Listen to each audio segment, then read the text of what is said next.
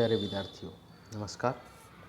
मैं मनोज कुमार, सहायक प्राध्यापक हिंदी, राजकीय महाविद्यालय बालसुमति हिसार, हरियाणा से। स्वागत है बीए द्वितीय वर्ष के चौथे सेमेस्टर की हिंदी की कक्षा में। आज हम पढ़ेंगे मुंशी प्रेमचंद द्वारा रचित कहानी ईदगाह की तात्विक समीक्षा। तत्वों के आधार पर कहानी ईदगाह की समीक्षा हम करेंगे। इसके विभिन्न भागों पर हम चर्चा करेंगे।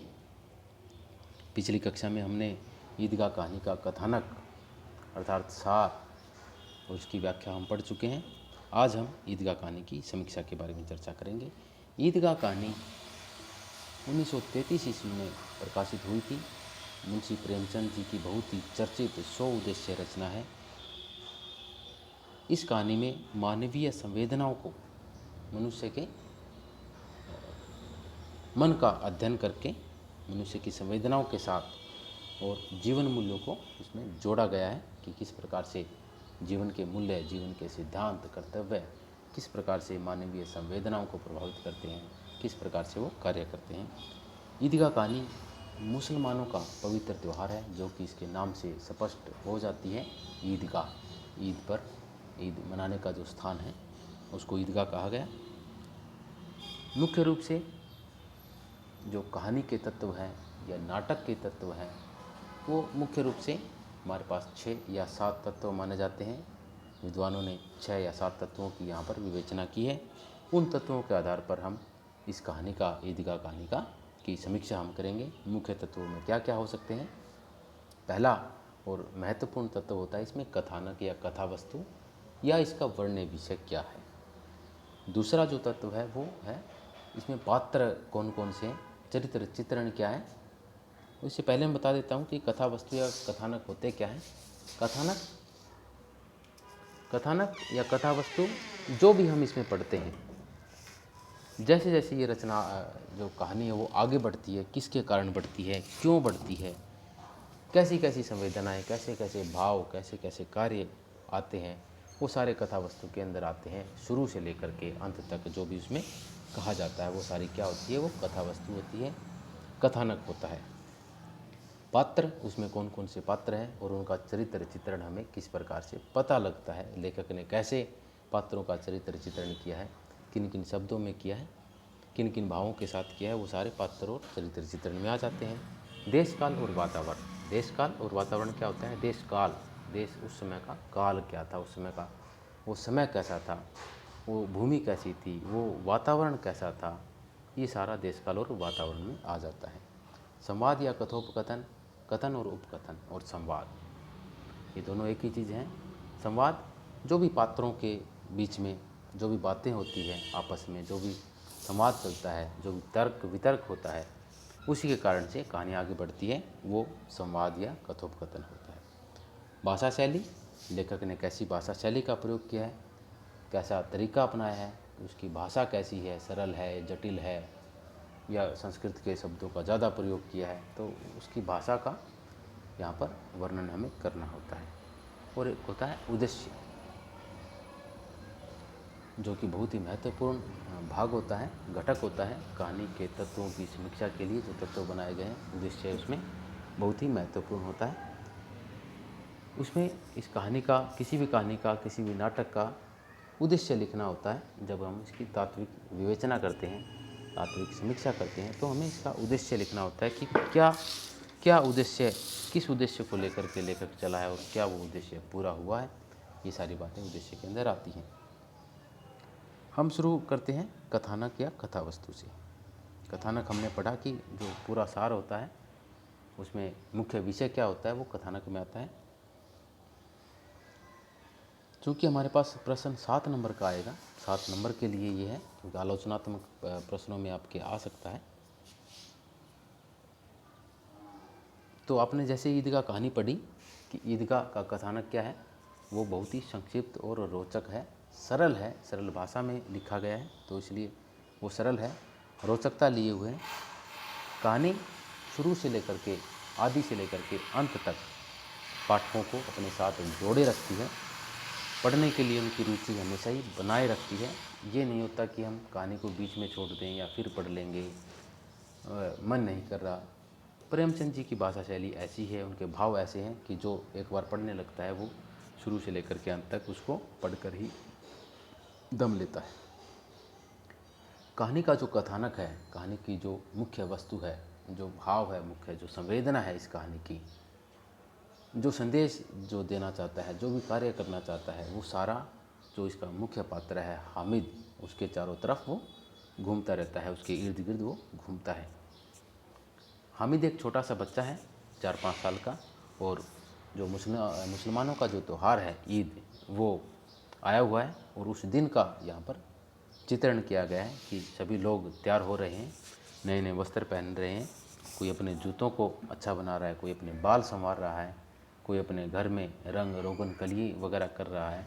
तो चारों तरफ हरियाली, हरी भरी हरियाली दिखाई दे रही है। तो इसका वातावरण का वर्णन यहाँ पर लेखक ने किया है, कहानीकार ने किया है, और ईद का मुख्य रूप से यहाँ पर चित्रण है।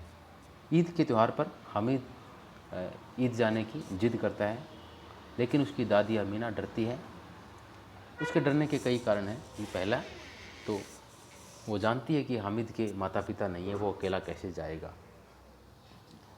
दूसरी बात, उसके पास ना तो अच्छे कपड़े हैं, ना कोई अच्छे पहनने के लिए जूते हैं, और उसके पास ऐसा कुछ भी साधन नहीं है जिससे वो जा सके। तीसरा, उसके पास पैसे भी नहीं है, क्योंकि अमीना दादी अकेली है घर में कमाने वाली सदस्य, और वो सिलाई का काम करती है। जैसे ही सिलाई आती है तो कुछ पैसे की आमदनी हो जाती है, लेकिन उस त्यौहार पर तो उसके पास वो भी बहुत ही कम पैसे आए थे, इसलिए वो डरती है कि मैं इसे अपने बच्चे, अपने पोते को ईदगाह कैसे भेजूं। लेकिन फिर भी वो उसे भेजने के लिए तैयार हो जाती है, और जो सिलाई से आए हुए 8 पैसों में से 3 पैसे उसे वो दे देती है। लेकिन वो गांव के और भी लोग, जो टोली जाती है उनमें और बच्चे होते हैं, उसके साथी होते हैं, उन साथियों के पास काफ़ी अच्छे पैसे हैं, क्योंकि उनके माता पिता हैं, कमाई करके लाते हैं, तो उनके पास पैसे हैं। उनके साथियों में मुख्य रूप से हामिद के साथियों में मोहसिन है, सिमी है, नूरे है, ये 2-4 साथी हैं उसके, उनके पास पैसे हैं, और वो सारे ईदगाह में जाते हैं, और ईद नमाज अदा करने के पश्चात वो बच्चों की तरह बालसुलभ बालोचित, ये कहानी है, तो बालकों की तरह वो सारे उस मेले में घूमते हैं, झूला झूलते हैं, मिठाइयाँ खाते हैं, तरह तरह की वो चीज़ें देखते हैं, लेते भी हैं। कोई सैनिक ले लेता है, कोई बिजती ले लेता है, और इस प्रकार से वो खिलौने खरीद रहे हैं, झूला झूल रहे हैं, मिठाइयाँ खा रहे हैं और मस्ती कर रहे हैं। लेकिन जो हामिद है, जिसके पास न तो पैसे हैं, जो कि उदास मन से देखता रहता है क्या करूं क्या ना करूं, वो तो केवल चीज़ों के, वस्तुओं के भाव पूछ कर ही पीछे हट जाता है, और उनमें ज़्यादा गुण दोष निकाल करके उसको छोड़ देता है।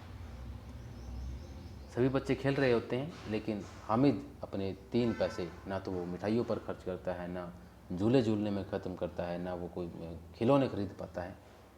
उसे एक ही चिंता लगी रहती है, क्योंकि वो बालक है, लेकिन फिर भी उसे अपने घर की चिंता है, कि उसे अपनी दादी की मुख्य चिंता रहती है कि वो, उसकी दादी जैसे ही खाना पकाती है, रोटी बनाती है, चूल्हे की आग से उसके हाथ जल जाते हैं, और वो उस दर्द को, उस पीड़ा को कम करना चाहता है, इसलिए वो दादी के लिए लोहे का चिमटा खरीद लेता है। और जो आते आते रास्ते में जब वो वापस चल पड़ते हैं, तो सारे खिलौने जो है टूट जाते हैं, क्योंकि खिलौने मिट्टी के बने होते हैं। थोड़ी देर में किसी का हाथ टूट जाता है, किसी का पैर टूट जाता है, किसी की गर्दन टूट जाती है, किसी का सर टूट जाता है, तो वो सभी खिलौने आपस में टूट जाते हैं, और केवल एक चिमटा अनस्वर बन करके वो हमेशा ही रहता है। और जैसे ही उसकी दादी उसके खिलौने को देखती है, तो वो गुस्सा भी होती है, लेकिन थोड़ी देर बाद में जब बच्चा उसे कहता है कि मैं तो अपनी दादी के लिए लाया हूँ, दादी के हाथ रोटी सेंकते हुए जल जाते थे, इसलिए मैं अपनी दादी के लिए ये चिमटा लाया हूँ। ये बातें सुन करके जो दादी का जो हृदय है वो द्रवित हो उठता है, उसमें प्यार, स्नेह, बिल्कुल ऐसा प्यार उसमें, बिल्कुल ठोस, बिल्कुल उसमें रस से भरा हुआ वो प्यार वो उमड़ पड़ता है, और वो दादी अपने पोते हामिद को अपने गले से लगा लेती है और उसे दुआएं और बलाएं देती है।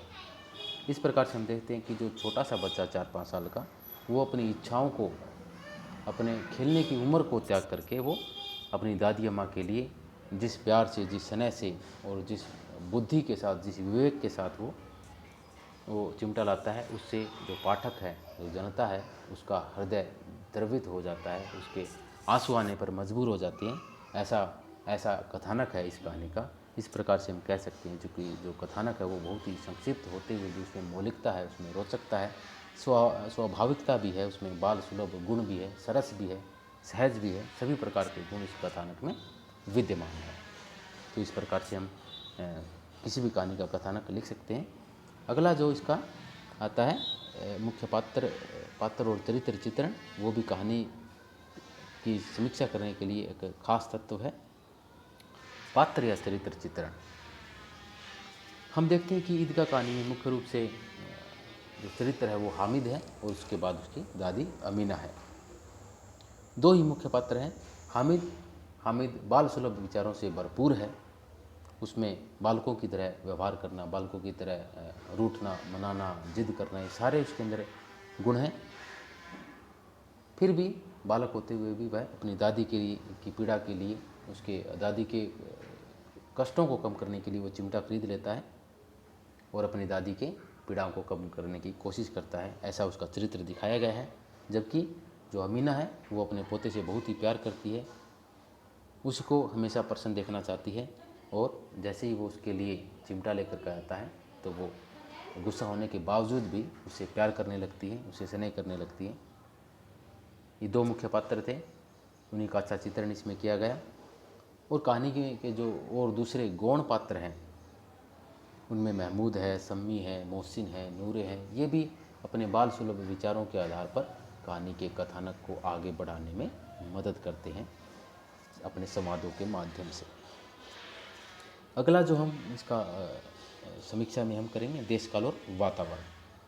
जैसा कि हमने पढ़ा, देश काल और वातावरण क्या होता है कि वो समय होता है, वो वातावरण होता है कि जिस काल में, जिस घड़ी में, जिस स्थान पर जो कहानी कही गई है वो कैसा है, तो यहाँ पर उसी का चित्रण होता है।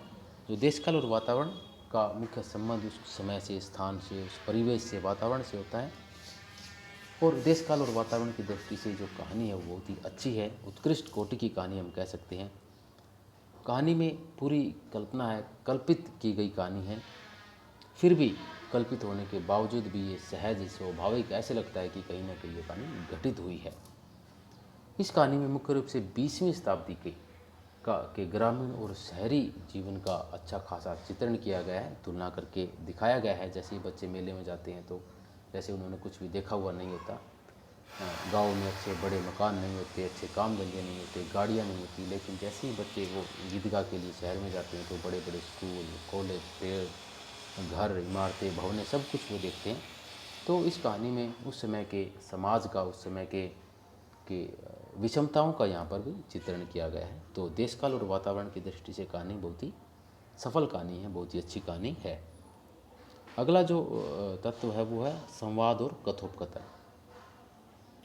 हमने पढ़ा कि संवाद के कारण, बातचीत के कारण, या जो भी हम संवाद करते हैं, बातचीत करते हैं, एक दूसरे से कथन कहते हैं, जिसके कारण हमारी बातें आगे बढ़ती है। अब मैं बातें कर रहा हूँ, मैं अकेला ही बातें कर रहा हूँ, लेकिन इसमें अगर सामने वाला भी कोई होता तो हमारा संवाद अच्छा चल पड़ता, कुछ और देर चल पड़ता। तो कहानी में हमने देखा कि संवाद अच्छे हैं, छोटे हैं, चुटीले हैं, रोचक संवाद हैं। संवादों के बिना कोई भी कहानी, कोई भी रचना आगे नहीं बढ़ती, कथानक आगे नहीं बढ़ पाता। चूँकि इस कहानी में पात्र हैं और पात्र मूक नहीं है, बोलने वाले पात्र हैं, बच्चे तो कभी चुप रह ही नहीं सकते। तो संवाद तो बच्चों के बालोचित जो व्यवहार है उसके अनुसार चलते ही रहते हैं। तो कहानी संवाद और कथोपकथन की दृष्टि से बहुत ही अच्छी है। संवाद रोचक है और संवाद ही उस कहानी को गतिशीलता प्रदान कर रहे हैं। इस कहानी में प्रेमचंद जी ने मुख्य रूप से छोटे छोटे और बालकों के अनुसार ही, बालकों के व्यवहार के अनुसार ही, उनकी समझ में आ जाने वाले संवादों का यहाँ पर वर्णन किया है, उसी को शामिल किया है। कहीं कहीं पर संवाद बालकों की उम्र से कुछ ज़्यादा बड़े हमें दिखाई देते हैं, लेकिन फिर भी कहानी आगे बढ़ती रहती है। कहानी में रोचकता, स्वाभाविकता है, भाषा सरल और भावानुकूल भाषा बच्चों के अनुसार मुंशी प्रेमचंद जी ने यहाँ पर प्रयोग की है। अगला जो इसका तत्व है समीक्षा का, भाषा शैली। कि कहानी की हम भाषा शैली के आधार पर किस प्रकार से विवेचना करेंगे। तो ईदगाह जो कहानी है हमने सबने पढ़ी है, समझ में आई है। सबसे बड़ी बात होती है कि वो कहानी हमें पाठकों को हम सहृदय भी कहते हैं, सामाजिक भी कहते हैं। तो उनको जो कहानी है वो समझ में आई है कि नहीं आई, जो शब्द हम ग्रहण कर पाए या नहीं कर पाए, उन शब्दों से जो संदेश कवि देना चाहता है, जो लेखक जो संदेश देना चाहता है, क्या वो हम ग्रहण कर पाए, क्या हम उसको पकड़ पाए। तो हम स्पष्ट रूप से कह सकते हैं जी कि जो कहानी की जो भाषा शैली है वो बहुत ही सुलभ हम कह सकते हैं, सरल कह सकते हैं। हमें कहीं उन शब्दों को देखने के लिए इधर उधर टटोलना नहीं पड़ता। कुछ एक दो शब्द होते हैं जो हमें देखने ही पड़ते हैं, लेकिन कुल मिलाकर के भाषा शैली बहुत ही अच्छी, सरल, स्वाभाविक है। हिंदी खड़ी बोली में भाषा शैली को प्रयुक्त किया गया है। देशज और विदेशज शब्द भी हैं, अंग्रेजी शब्दों का भी यहाँ पर प्रयोग किया गया है। उर्दू, क्योंकि लेखक जो है मुंशी प्रेमचंद जी उर्दू के अच्छे माहिर माने जाते हैं और उर्दू में ही रचनाएं करते थे। बाद में हिंदी में लिखने लगे तो उनकी भाषा शैली में उर्दूपन आता ही आता है। भाषा शैली हिंदुस्तानी के वो पक्षधर हमेशा ही रहे हैं, तो हिंदुस्तानी का लहजा जो उसमें हमेशा ही आता रहता है। वाक्य विन्यास अर्थात वाक्य बहुत ही छोटे छोटे हैं, बालकों के व्यवहार के, उसके चरित्र चित्रण के अनुसार छोटे छोटे वाक्य यहाँ पर दिए गए हैं। और छोटे छोटे वाक्यों में वर्णात्मक शैली है, अर्थात वर्णन हम कर सकते हैं। एक छोटी सी बात में गागर में सागर भरने का भी ये काम करते हैं। बच्चों के मनोविश्लेषणात्मक और चित्रात्मक शैलियों के भी यहाँ पर दर्शन होते हैं। बच्चों के व्यवहार का यहाँ पर चित्रण किया गया है कि बाल सुलभ बच्चे कैसे बातें करते हैं, किसी जिन की बातें करते हैं, पुलिस थाने की बातें करते हैं, सैनिक की बातें करते हैं। वो अपने अनुसार, बालकों के व्यवहार के अनुसार यहाँ पर भाषा शैली का प्रयोग किया गया है। चित्रात्मक शैली के भी दर्शन होते हैं। जब भी हम संवादों को पढ़ते हैं, इस कहानी को पढ़ते हैं, तो एक चित्र सा हमारे सामने बन जाता है बच्चे जब बात करते हैं। तो यहाँ पर मुहावरों और लोकोक्तियों का भी बहुत ही सुंदर प्रयोग किया गया है। काफ़ी मुहावरों का यहाँ पर लेखक ने प्रयोग किया है। अगला जो इसका बिंदु है वो उद्देश्य है। चूँकि प्रेमचंद जी सोद्देश्य रचनाकार माने जाते हैं। उनकी किसी भी रचना का ऐसा नहीं हो सकता कि उद्देश्य नहीं है, कोई संकल्प नहीं है, कोई संदेश नहीं मिलता, ऐसी बात कहीं भी हमें दिखाई नहीं दी। और ईदगाह कहानी तो उनकी बहुत ही अच्छी संदेश देने वाली कहानी है। ईदगाह कहानी का एक उद्देश्य निश्चित है, क्योंकि लेखक मान कर के चलता है कि मुझे ये बात बतानी है, तो वो उद्देश्य में उसको बताता भी है। मुस्लिम परिवार की कहानी है। उस मुस्लिम परिवार में जो अमीना का परिवार है, अमीना का घर है, उसकी निर्धनता का यहाँ पर चित्रण किया गया है। और मुख्य उद्देश्य इसका ये रहा कि जो छोटा बच्चा है उसके ऊपर, जब किसी भी बच्चे, छोटा बच्चा है, बाल सुलभ जो व्यवहार करता है, जिसे दुनियादारी का नहीं पता होता, जिसे ज़्यादा व्यवहार का नहीं पता होता, जिसे घर में जो चीज़ें चाहिए, जो सामान चाहिए, जो प्रतिपूर्ति करनी होती है, उसका नहीं पता होता, उस उम्र में 4-5 साल की उम्र में जब बच्चे के ऊपर जिम्मेदारियों का बोझ पड़ता है, तो वह उस उम्र से, वयस्क होने से पहले ही वो सब कुछ सीख जाता है।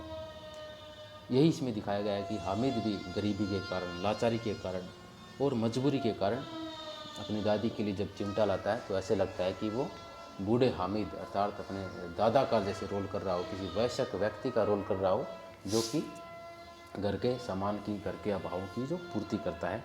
तो इस कहानी का ये उद्देश्य निकल करके हमारे सामने आता है कि जो जिम्मेदारी का बोझ है जब अवयस्क व्यक्ति के ऊपर पड़ता है, कम उम्र के बच्चे के ऊपर पड़ता है, तो भी वो भी परिपक्व हो जाता है, उम्र से पहले ही वो उस कार्य को करने में सक्षम हो जाता है। ऐसा ही हमें हामिद में देखने को मिला। दूसरा उद्देश्य यह भी निकल करके आता है कि जो बच्चे जो सामान खरीद रहे थे, जो टूट जाते हैं, जो उपयोग के नहीं होते, तो लेखक ने ये उद्देश्य भी यहाँ पर रखा है कि हमें उन्हीं वस्तुओं को ज़्यादा तवज्जो देनी चाहिए, उन्हीं वस्तुओं का ज़्यादा उपयोग करना चाहिए जिनकी उपयोगिता हो वास्तव में, न कि उनकी सुंदरता को देख करके किसी वस्तु को खरीदना चाहिए। तो ये उद्देश्य इसमें निकल करके सामने आते हैं। तो इस प्रकार से हम कह सकते हैं कि कथानक की दृष्टि से, संवादों की दृष्टि से, पात्रों और चरित्र चित्रण की दृष्टि से, भाषा शैली और उद्देश्य की दृष्टि से कहानी बहुत ही उत्कृष्ट है, सरल है, रोचक है और पाठकों को पढ़ने के लिए मजबूर करती है। धन्यवाद। आज के लिए इतना ही।